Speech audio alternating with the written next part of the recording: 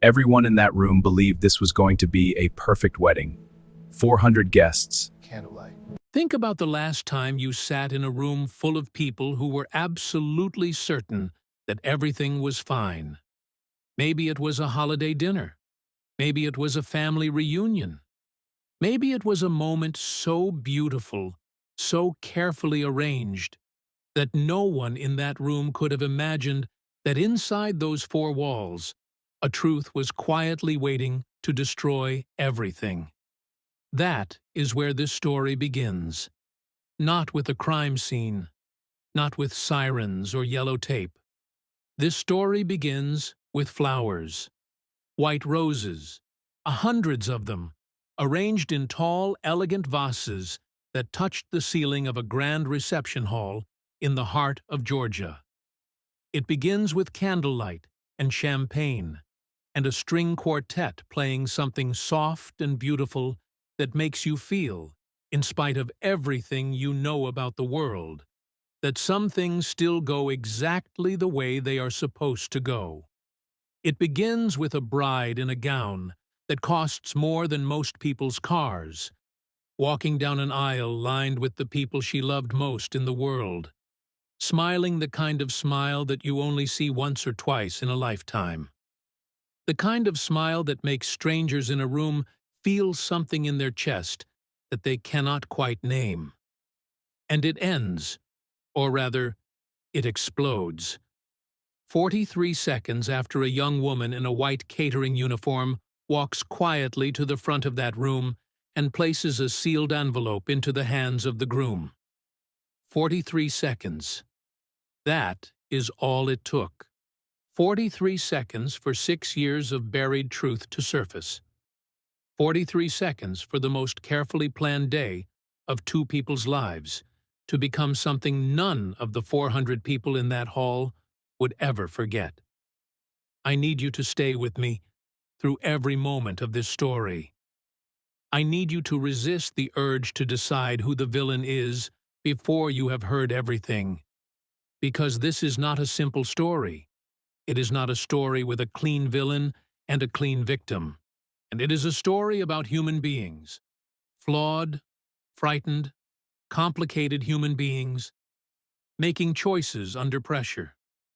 And by the time we reach the end of it, you will not be able to say you saw it coming. None of them did. Not the 400 guests seated in those gilded chairs. Not the wedding planner who had spent 8 months orchestrating every last detail. Not the bride's mother, who cried from the moment the doors opened. And certainly not the bride herself, who froze in the middle of the aisle, her bouquet still in her hands, as the man she was about to marry read whatever was inside that envelope and slowly, quietly, set it down on the altar in front of him. This is a story about secrets, about the kind of truth that refuses to stay buried no matter how deep you dig the hole. About a woman who spent 6 years trying every door, every legal avenue, every letter, every phone call, only to find each one slammed in her face, until the only door left open was the one she was never supposed to walk through. This is the story of what happened when she walked through it anyway. And before we go any further, I want to hear from you. Let us know in the comments where you are watching from. We would love to hear from you. And if you have not already, please hit that subscribe button so you never miss any of our upcoming videos. Now let me take you back to where this all began. Not the wedding. So not even the year before the wedding. We have to go back much further than that. We have to go back to a Thursday evening in the spring of 2017 in the city of Nashville, Tennessee, at a private fundraiser event for a nonprofit that helps underfunded schools. Because that is where two people who had absolutely no business being in the same room walked into each other's lives. And after that night, nothing was ever the same again. Marcus Whitfield did not come from money. And that is the first thing you need to understand about him, because it explains almost everything else. He grew up in a two-bedroom apartment in East Nashville with his mother and his younger sister. His mother worked double shifts at a hospital laundry facility for most of his childhood. There was no savings account, no vacation fund, no family safety net, and there was only her, exhausted and iron-willed, and the understanding she drilled into Marcus from the time he was old enough to absorb it, that the only way out was through, and the only tool he had was his mind. Marcus used it. He earned a full academic scholarship to Vanderbilt University, graduated with honors in finance, and landed his first real estate investment at the age of 26, using money he had saved from 3 years of working 80-hour weeks at a commercial lending firm. So by 32, he had flipped 14 properties. By 37, he had a portfolio worth north of $8 million. By 42, the age he was standing at that altar in Georgia, the number had grown to something his mother could not quite say aloud without her voice catching. He was, by every external measure, a man who had built something extraordinary from absolutely nothing. People who knew Marcus from those early years described him the same way across the board. Controlled, disciplined. Not cold exactly, but guarded. Like a man who had learned very early that the world does not give you anything for free, and that the price of vulnerability is usually something you cannot afford to pay back. He did not make impulsive decisions. He did not take unnecessary risks. He calculated, he planned, he executed. And for 20 years, that formula had worked without a single failure. Until Thursday evening, in the spring of 2017, when he walked into a fundraiser for underfunded schools and met a woman named Simone Carter. And for the first time in his adult life, the plan went out the window.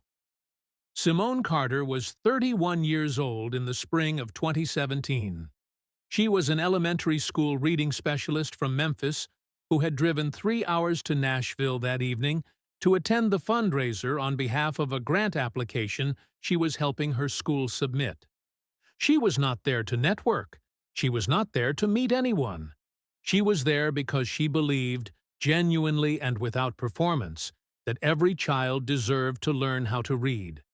And she was willing to drive 6 hours round trip on a Thursday night to fight for the kids in her classroom who were falling through the cracks of a system that should have caught them long ago.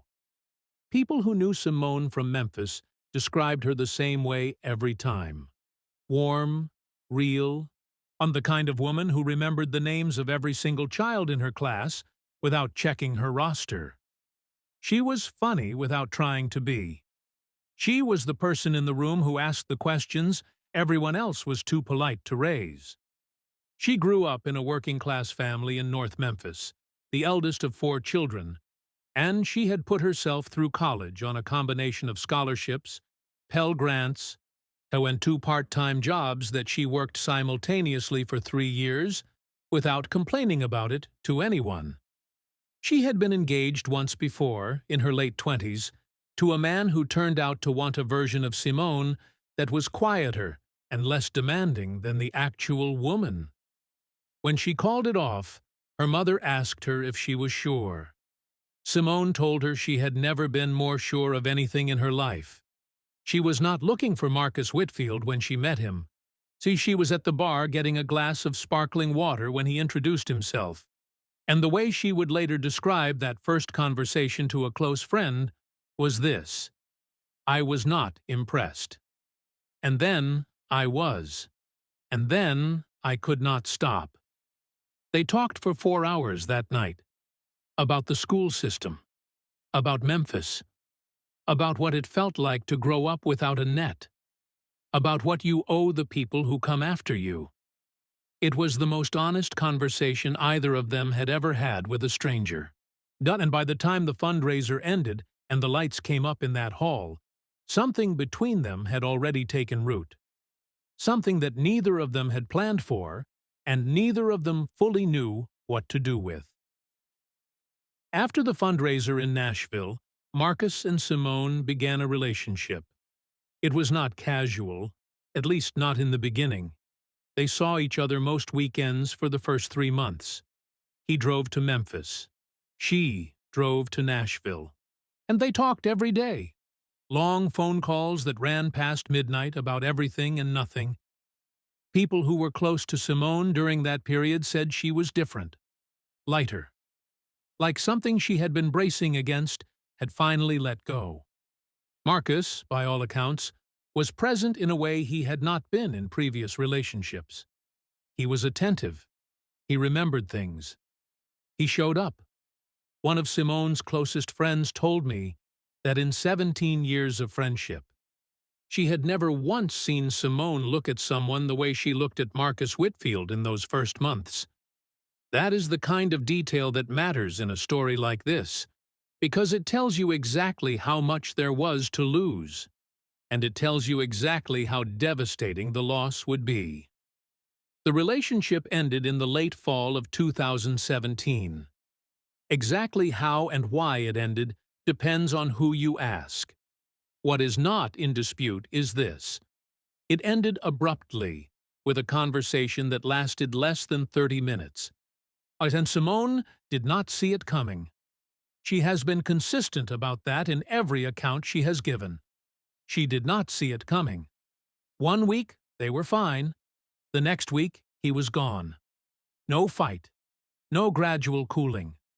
Just a door that swung shut before she had any warning it was closing. She tried to reach him in the days that followed. Her calls went unreturned. Her messages were not responded to. And then, eventually, they stopped being delivered at all. She had been blocked. She was, on at the time of that last conversation, 8 weeks pregnant. And she did not know it yet. Simone discovered she was pregnant in December of 2017, approximately 3 weeks after the relationship ended. The timing, she would later say, felt like the cruelest kind of joke the universe could play on a person. She sat in the bathroom of her apartment in Memphis for a long time after the test came back positive, and she did not cry. So she has described that moment in precise terms to people close to her. A specific kind of stillness descended over her, the kind that falls when something so large and so irrevocable has happened that your body simply has not yet caught up with your mind. She called Marcus that same evening. The call went directly to voicemail. She left a message, a calm one, she has said, asking him to please call her back. It was important. She left a second message 2 days later, and a third. When none of those calls were returned, she drove to Nashville on a Saturday morning and went to the address she had for his office building. She was told by a receptionist that Mr. Whitfield was unavailable and that she could leave her name and number. She left both. She never received a call back. She sent a letter to his office the following week via certified mail, explaining the situation clearly and in writing. That letter was signed for by a member of his staff. She knows it was received because she had confirmation of the delivery. And yet, nothing. No response. No acknowledgement. No phone call. No meeting. It was as though she did not exist.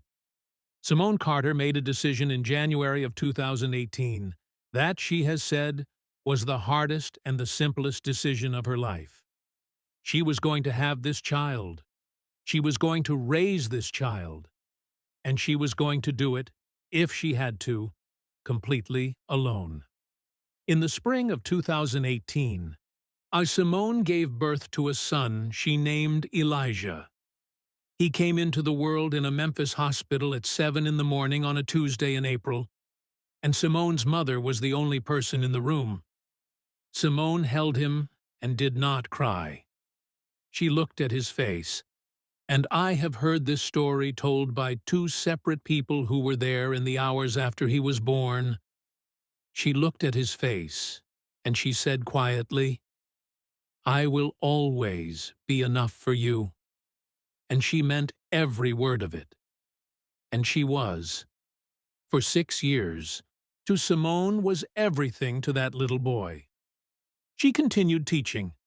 She moved to a slightly larger apartment to give him his own room. She made sure he had every book she could find, because she was a reading specialist, and she understood something that many people underestimate, that the single most powerful thing you can give a child in their early years is language.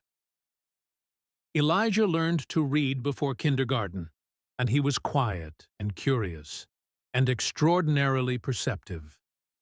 The kind of child who notices the things that adults think they are hiding. Simone continued to try to reach Marcus during those years. Not constantly, not desperately, but deliberately. She sent a total of 4 formal letters over the course of 6 years, each one clearly addressed, each one sent certified mail. She knows at least 2 were received because she has the delivery confirmations. She tried once to contact his office directly by phone in 2020. She was told by a staff member that Mr. Whitfield had no record of any correspondence from her, and that if she contacted his office again, she would be referred to legal counsel. She did not call again. But she did not stop thinking. She did not stop watching. And in the spring of 2023, she saw something on social media that changed the entire direction of her life. It was a mutual acquaintance who shared the post, not maliciously, simply as the kind of thing people share when someone they know is getting married.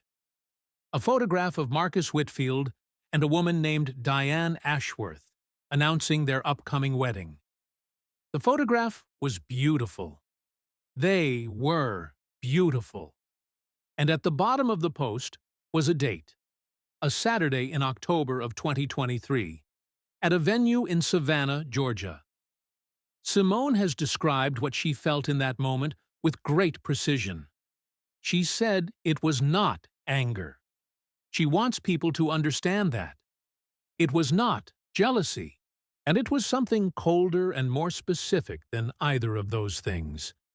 It was the recognition that this man, who had ignored every letter she had sent, who had never acknowledged the child they shared, who had never contributed a single dollar toward the life of the son, who had his eyes and his jaw and his exact way of tilting his head when he was concentrating. This man was about to stand at an altar and make promises about love and loyalty and truth. And something in her simply would not allow it to happen without trying one more time. Now let me tell you something about Diane Ashworth, because she is not a secondary character in this story. She is as central to what happened as anyone else. Diane came from a different world entirely. Her father was a corporate attorney in Atlanta. Her mother sat on the boards of 3 philanthropic organizations. She had grown up in a house with a name. Not a number, a name. In a gated community north of the city, where the lawns were manicured and the expectations were immaculate. She attended a private academy, then the University of Georgia on her parents' dime, then a master's program in marketing at Emory. By her mid-30s, she was running communications for a luxury real estate development firm. By the time she met Marcus Whitfield at a charity gala in Atlanta in late 2019, she was 38 years old, accomplished, and, by her own admission, tired of dating men who were intimidated by her. Marcus was not intimidated by her. That was the first thing she noticed. He was direct without being blunt. He was generous without being showy. He asked her smart questions and listened to the actual answers. They dated for 2 years, quietly at first and then less quietly, and the people who knew them as a couple said they made sense together in the way that 2 people who have both fought hard for what they have sometimes do. And their engagement in the fall of 2021 was announced with a photograph that circulated on social media for days. She was radiant. He was beaming. Every comment was some version of the same thing. Finally, a couple who actually deserve each other. But there was a chapter of Marcus Whitfield's life that Diane Ashworth did not yet fully know about. A chapter that had been running parallel to his rise, quietly and out of sight, for years before they ever met. Yet what Simone did over the next 8 months after seeing that wedding announcement was not reckless. It was methodical. And I think that matters, because when people hear about a woman who walks into a wedding ceremony and hands the groom a DNA test, the instinct is to frame her as someone who acted out of rage, or impulse, or spite. But Simone Carter is none of those things. What she did was organized, deliberate, legal. In the spring of 2023, she consulted with a family law attorney in Memphis about her options. She was told that because she had never filed for a legal determination of paternity, Marcus had no formal legal obligation to Elijah. She was told she could pursue a paternity lawsuit, but that the process would be lengthy, expensive, and that Marcus's legal team could drag it out for years. She had already spent 6 years waiting. She did not have another 6 years in her. Her son was already 5 years old, and asking questions she did not know how to answer. She considered the legal route seriously. She did not dismiss it. But she also began to think about what it would actually mean to serve Marcus Whitfield with a paternity lawsuit on the eve of his wedding, and what it would mean for Elijah, whether she wanted her son's existence introduced into the world through the machinery of a courtroom. She thought about the fact that in almost 6 years of trying to reach Marcus through every proper channel she could find, not a single one had produced a response. Every door had been closed. Every letter had been ignored. Every phone call had been blocked or redirected. At some point, she decided, you have to stop knocking on doors that will never open. And she began to look for a window. She found out which catering company had been contracted for the wedding through a wedding planner's blog that mentioned the venue and vendors. It took her 3 weeks and considerable persistence. She applied for a position with that catering company under her own name in July of 2023. She was hired. She worked 4 events over the following months to establish her reliability. She requested the October wedding assignment and was given it without question. She was not impersonating anyone. She was not breaking any laws. She was doing exactly what she had told herself she would do, finding the last door that was still open and walking through it. In September of 2023, 1 month before the wedding, she ordered a legal DNA paternity test through a private laboratory that operates in accordance with the legal standards required for court admissibility. The results came back with a probability of paternity that the laboratory described in its official report as greater than 99.9999%. She placed that report, along with the chain of custody documentation, the lab certification, and a 1-page letter she had written herself, inside a plain white envelope. She sealed it. She put it in the inside pocket of her catering uniform on the morning of October 14, 2023. And she drove to Savannah, Georgia. And the wedding of Marcus Whitfield and Diane Ashworth was, by every account, spectacular. The venue was a restored antebellum estate on the outskirts of Savannah, surrounded by Spanish moss and live oaks. 400 guests had been invited. The flowers alone were reported to have cost upward of $40,000. The guest list included local politicians, business figures from across the Southeast, and a former professional athlete who had done business with Marcus's firm. And the wedding planner, a woman who had been in the business for 23 years, told people afterward that it was one of the most beautifully executed events she had ever produced. Simone arrived with the catering crew at 11 o'clock in the morning. She wore the same white uniform as everyone else. She carried trays, She set tables. She smiled the polite, professional, invisible smile that service staff have perfected across centuries. Because invisibility is, in those spaces, a survival skill. She saw Marcus for the first time that morning at approximately 1 in the afternoon, when he walked through the main hall with his groomsmen for a brief walkthrough before guests began arriving. She has said that seeing him in person, in the flesh, after 6 years of distance and letters and silence, produced in her a sensation she can only describe as a kind of settling. Like something that had been vibrating at a very high frequency finally went still. Oh, she did not approach him then. She returned to the kitchen. She waited. Guests began arriving at 2 o'clock. The ceremony was set for 3. By 2:45, the hall was full, and the string quartet had shifted to the formal processional repertoire. Simone stationed herself near the kitchen entrance at the back of the main hall, a position that gave her a clear sightline to the altar and to the aisle. The envelope in her pocket pressed gently against her side like a heartbeat, so she could see everything from where she stood. She could see the groomsmen taking their places. She could see Marcus at the altar, his hands clasped in front of him, his expression composed in the way that Marcus Whitfield had trained his expression to be composed in every public situation for his entire adult life. She could see Diane's mother in the front row, already dabbing at her eyes with a handkerchief. She could see 400 faces arranged in their gilded chairs, yet all of them leaning slightly forward in the way that people do at the beginning of something they believe is going to be beautiful. The doors opened at 3:15. The music shifted, and Diane Ashworth appeared at the end of the aisle in a gown that every person who was in that hall that afternoon described the same way. She looked like she was made of light. Her smile, when she saw Marcus at the altar, was the kind that cannot be manufactured.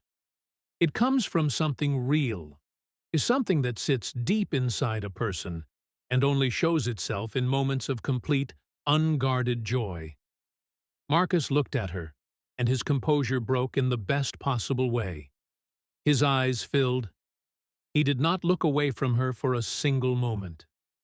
The ceremony proceeded with the kind of precision and warmth that 8 months of planning and genuine love between two people can produce. For the officiant, a family friend who had been ordained specifically for this occasion, welcomed the guests and began the ceremony. The vows were traditional. There was a unity candle. There was a reading from a poem that Diane's sister delivered in a voice that kept catching. There was laughter at the right moments and silence at the right moments. And then the officiant reached the part of the ceremony that exists in every traditional service, the part that has been spoken at weddings for hundreds of years, the part that is included more out of tradition than expectation, the part that almost never produces a response. If anyone here knows of any reason why these two should not be joined in holy matrimony, he said, let them speak now, or forever hold their peace. And Simone Carter stepped forward from the back of the room. She did not run. She did not shout. She did not make a scene in any theatrical sense. She walked with the measured, deliberate pace of a woman who has been moving toward a single moment for 6 years, through the center of the aisle, past 400 stunned and silent faces, past the bridesmaids and the groomsmen, and the unity candle and Diane's mother with her handkerchief still pressed to her face. She walked to the altar. She stood in front of Marcus Whitfield. She held out the envelope. And she said 4 words. You need to read this. The room did not erupt immediately. That is not what happened. What happened first was a silence so complete and so sudden that several guests later described it as physically disorienting. like a sound that exists at a frequency you can feel rather than hear. Marcus looked at Simone. He looked at the envelope. He looked back at Simone. And then he took it from her hand. He opened it. He read. And the world inside that hall rearranged itself, and the silence lasted approximately 30 seconds. Those who were there have described that half-minute in almost identical terms, a collective suspension, as though the room itself was processing something too large to absorb all at once. And then, in stages, it broke. Someone in the middle of the room made a sound. Not quite a gasp, not quite a word, something in between. Someone near the front stood up.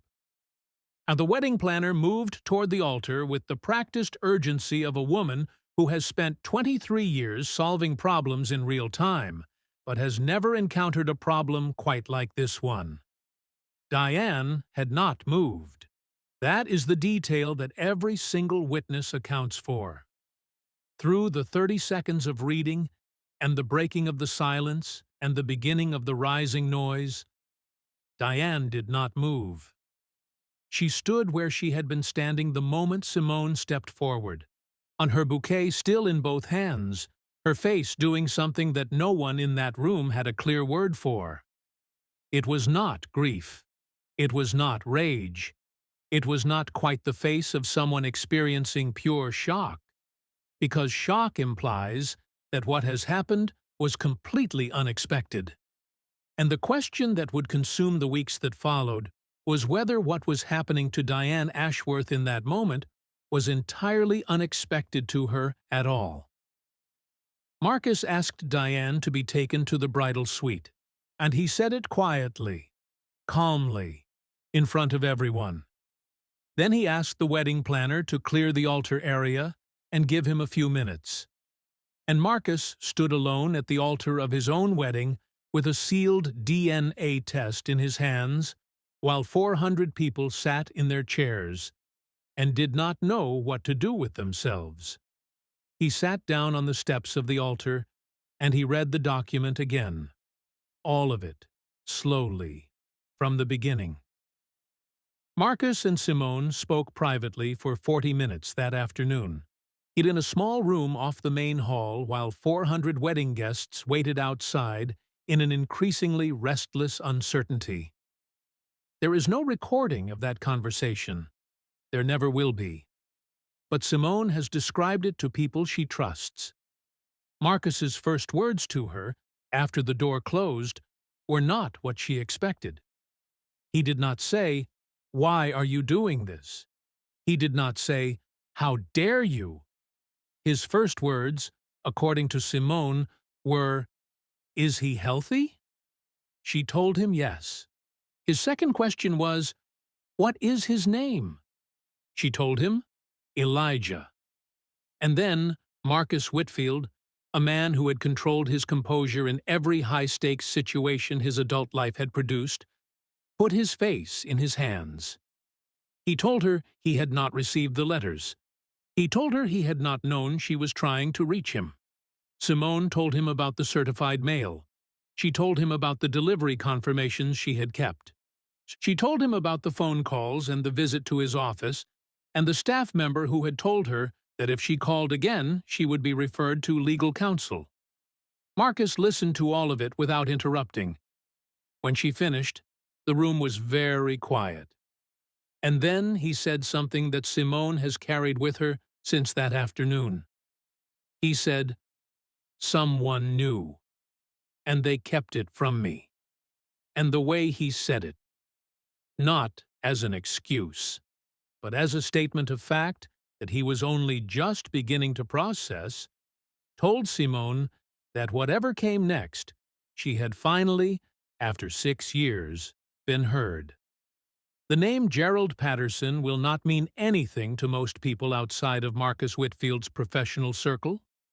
But inside that circle, Gerald Patterson had been a fixture for 11 years. He was Marcus's chief of staff, the person who managed his calendar, filtered his correspondence, handled his personal and professional communications, and functioned, in practical terms, as the gatekeeper to Marcus Whitfield's life. Gerald was 54 years old, deeply loyal, and by every account, a man who believed genuinely that what he was doing was protecting his employer. He had intercepted the first of Simone's certified letters in the spring of 2018. He had read it. He had understood exactly what it was. And he had made a decision, entirely on his own, that Marcus did not need this distraction at a critical period in the growth of his business. He had made the same decision with each subsequent letter. He had instructed the office receptionist who spoke to Simone during her visit to turn her away and to log it as a solicitation call. He had had the office's general voicemail system updated to route certain numbers to a non-monitored inbox. He had believed, for 11 years, that he was doing his job, that he was being a good soldier, and that the man he worked for was better off not knowing. Gerald Patterson was sitting in the third row of that wedding when Simone walked down the aisle. Several people seated near him have since described the expression on his face the moment she stepped forward from the back of the room. They did not understand, at the time, what they were seeing. Looking back, they understand it perfectly. It was the face of a man watching a consequence arrive. And in the days following the wedding that did not happen, a second layer of this story began to surface. And it is a layer that complicated the sympathies of nearly everyone who had initially taken Diane Ashworth's side without question.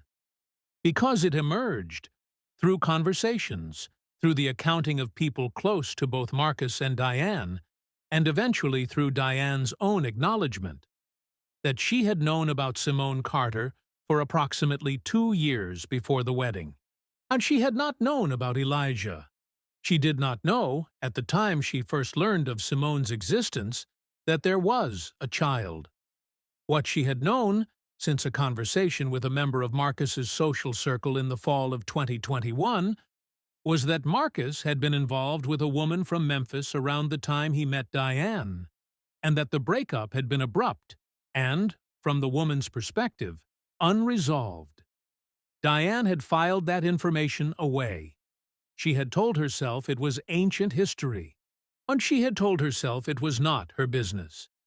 She had told herself that whatever had happened before she came into the picture was not hers to carry. And then, in the summer of 2022, she attended a charity event in Atlanta and saw a woman across the room with a small boy. The boy was approximately 4 years old, and he had Marcus's jaw. He had Marcus's eyes.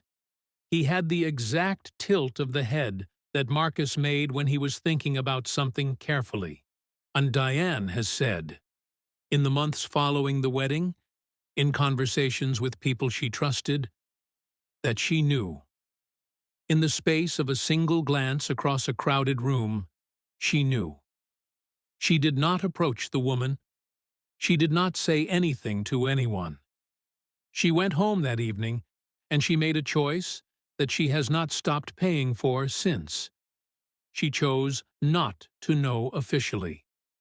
She chose the wedding. And she said nothing. This is the part of the story that is the hardest to hold. And because Diane Ashworth is not a villain. She is a woman who made a deeply human choice. The choice to look away from something that would cost her everything if she looked at it directly. It is a choice that many of us, in our most honest moments, would recognize. The problem is that the truth does not care how much looking away costs you. It has its own schedule, and it keeps it. Marcus Whitfield terminated Gerald Patterson's employment 3 days after the wedding, and he did it without severance and without a reference.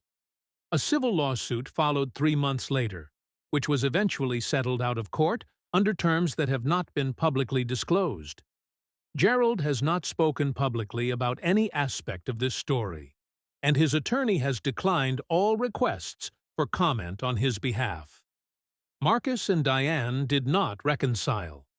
Their relationship, which had been built, as most relationships are, on some combination of truth and carefully maintained omission, could not survive the weight of what the wedding had uncovered. Their formal separation was quiet and handled through attorneys. There was no public statement. The engagement photograph that had circulated so widely simply ceased to appear, and eventually the algorithm moved on, as it always does, to the next thing. Diane returned to Atlanta. She took a leave of absence from her position at the real estate firm, and people who have seen her in the month since have described her as quieter, different in some way that they find difficult to articulate precisely, but recognize immediately. Like a person who has been carrying something for a very long time, and has finally, at great cost, put it down. She has not spoken publicly. She has not responded to requests for comment. And that silence, for now, is hers to keep. The most significant development in this story did not happen in a courtroom. It did not happen through a press release or an attorney's statement or a social media post.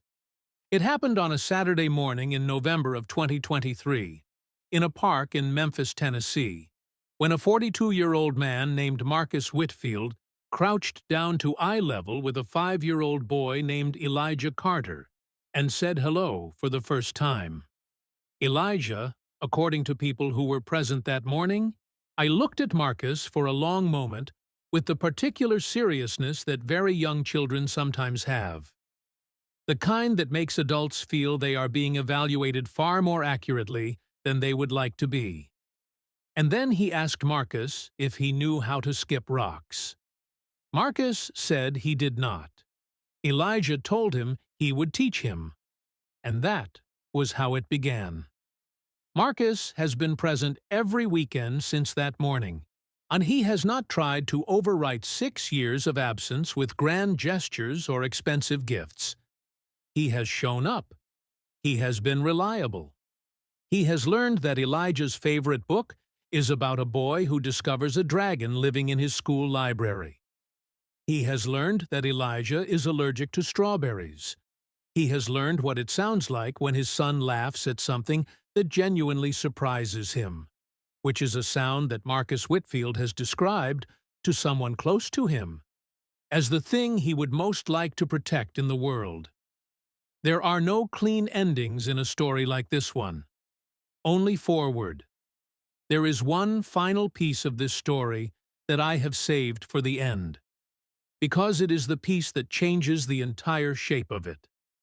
The piece that makes you go back to the beginning and understand everything slightly differently. Simone Carter's one-page letter to Marcus, the letter inside that envelope, underneath the DNA test, did not begin with the paternity results, and it began with a single sentence. She wrote, "I am not writing this to take anything from you. I am writing this because 3 weeks ago, our son was diagnosed with a hereditary cardiac condition, and his doctors need your medical history."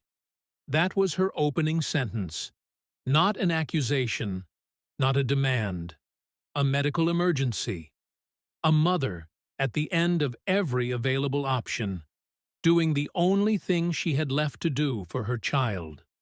She was not there for revenge, and she was not there to destroy a wedding, or shatter a life, or settle a score. She was there because her son had a condition that runs in families, and the doctors needed information that only Marcus could provide. She had tried every proper channel. She had tried attorneys and certified letters and office visits and phone calls. She had tried patience and documentation and the faith that the systems designed to handle situations like hers would eventually work. And when all of that failed, when every door had been closed, and every letter had gone unacknowledged, and every call had gone unreturned, she put on a white catering uniform, and she walked into the only room where she knew she would finally be impossible to ignore. Elijah has received the cardiac monitoring and treatment he needed. He is, by all current accounts, doing well. I want to ask you something before you close this video, and I want you to think about it seriously, the way this story deserves. If you were Simone Carter, if you had tried every legitimate channel available to you for 6 years, if you had been blocked and redirected and ignored at every turn, if your child's health was at stake and the clock was moving, what would you have done? Would you have walked through that door? Would you have found another way? Or would you have made the same choice she made, knowing full well what it would cost everyone in that room, including herself? I'd leave your answer in the comments. I read every single one, and I mean that sincerely. The conversations that happen in the comment section of these videos remind me every time that the things that connect us as human beings, the capacity for loyalty and betrayal, for protection and deception, for love and the complicated wreckage that love sometimes leaves behind, are not exceptional. They are ordinary. They happen in ordinary families, in ordinary cities, on behind closed doors that look perfectly fine from the outside. That is why stories like this one matter. That is why we tell them. If this video moved you, please share it. Someone in your life may need to hear this story. And if you have not yet subscribed to Behind the Lie, now is the time. Hit that button, because the next story we are bringing you is one that will sit with you for days. We will see you there.